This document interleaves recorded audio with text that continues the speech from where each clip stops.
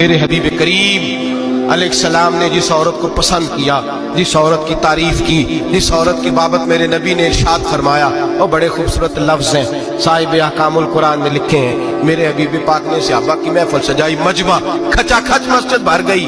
حضور نے فرمایا بول کے بتاؤ خیر النساء کون سی ہے، عورتوں میں سب سے اچھی بی بی کون سی ہے، بول کر کے بتاؤ۔ حضرت صدیق اکبر سے لے کر مولا علی تک، حضرت علی سے لے کر جناب بلال تک، حضرت سلمان فارسی سے لے کر عبداللہ مزنی تک بھرا پڑا ہے مجمع۔ حضور نے فرمایا بولو سب سے اچھی عورت کون ہوتی ہے؟ ایک صحابی کہنے لگے حضور جس کی نماز قضا نہ ہوئی ہو، فرمایا وہ بھی اچھی ہے پر تم میری مراد کو نہیں پہنچی۔ ایک نے کہا حضور جو خامد کی تابع دار ہو، فرمایا وہ بھی اچھی ہے پر تم میری مراد کو نہیں پہنچے۔ ایک صحابی نے کہا یا رسول اللہ جو پاک دامن ہو، حضور نے فرمایا تم میری مراد کو۔ حضرت علی فرماتے ہیں جب سب کے جواب غلط ہو گئے تو میں قد میرا چھوٹا تھا، میں پیچھے بیٹھا تھا، میں گردن جھکا کے پیچھے سے نکل گیا۔ سیدہ طیبہ طاہرہ حضرت فاطمہ الزہرا رضی اللہ تعالی فرماتے ہیں بی بی صاحب کے پاس پہنچا، میں نے کہا فاطمہ حضور نے سوال کیا ہے۔ تو حضرت فاطمہ بھی گویا مسکرا کے کہنے لگی علم کے شہر کے دروازے تو آپ ہی ہیں، تو آپ یہاں آ گئے۔ کہا حضور نے سوال کیا ہے اور مجھ سے لے کر ابو بکر عمر عثمان غنی تمام کو کسی کو جواب نہیں آیا۔ حضور نے پوچھا بہترین عورت کون ہوتی ہے، بہترین خیر النساء بہترین بی بی کون ہوتی ہے؟ حضرت سیدہ فاطمہ کہنے لگی علی بڑی سادی سی بات تھی، سمجھ نہیں آئی؟ کہ فاطمہ بتلا دو اتنی سادی ہے تو۔ حضرت فاطمہ کہنے لگی سب سے بہترین عورت وہ ہوتی ہے نہ کبھی غیر محرم نے وہ بی بی دیکھی ہو۔ اگلے جملے بھی یاد رکھنے، اور فرمایا نہ اس بی بی نے کبھی کوئی غیر محرم دیکھا ہو۔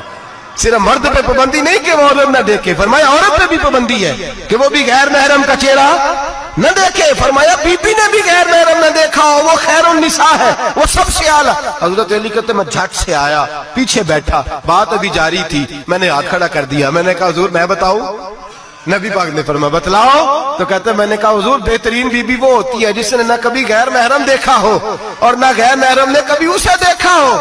علی فرماتے ہیں میں نے جواب دیا تو میرے رسول کی آنکھوں میں آنسو آ گئے، حضور روئے اور فرماتے ہنستے مسکراتے اچانک صحابہ کے آنسو برسنے لگے، مجمع پہ کیف سا طاری ہو گیا، آنکھیں برسنے لگی۔ ہم لوگ حضور کے رونے پر سکتے میں آ گئے، نظر اٹھائی تو جواب تو میں نے دیا تھا، تعریف میری ہونی چاہیے تھی، شاباش مجھے ملنی چاہیے تھی۔ میرے حبیب نے رو کے آنسو پوچھ کے فرمایا میں تمہیں کہتا نہیں الفاطمہ تو بدعۃ منی، فاطمہ واقعی میرے جگر کا ٹکڑا ہے، فاطمہ میرے وجود کا حصہ ہے، میں تمہیں کہتا نہیں رہتا۔ کہا فاطمہ میرے جگر کا ٹکڑا ہے۔ حضرت علی فرماتے ہیں صحابہ میری طرف دیکھنے لگے اور کہنے لگے علی جواب تو دے، شاباش بی بی صاحبہ کو ملے۔ تو کہتے ہیں میں نے کہا حضور روئے ہیں تو آنسو میرے بھی چھلک ہی پڑے ہیں۔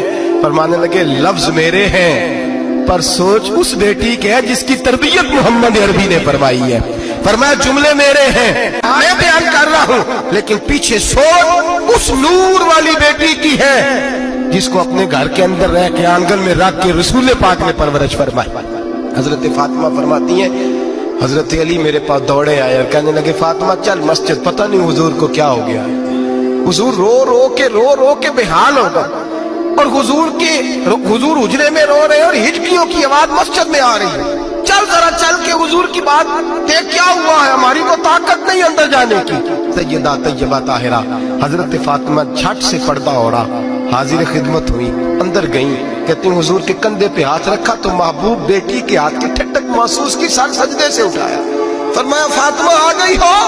حضور آئی، فرمایا چل بیٹی تو بھی ہاتھ اٹھا اور میری امت کی بیٹیوں کے لیے دعا مانگ، چل تو بھی ہاتھ اٹھا میری امت کی بہنوں ماؤں کے لیے دعا مانگ۔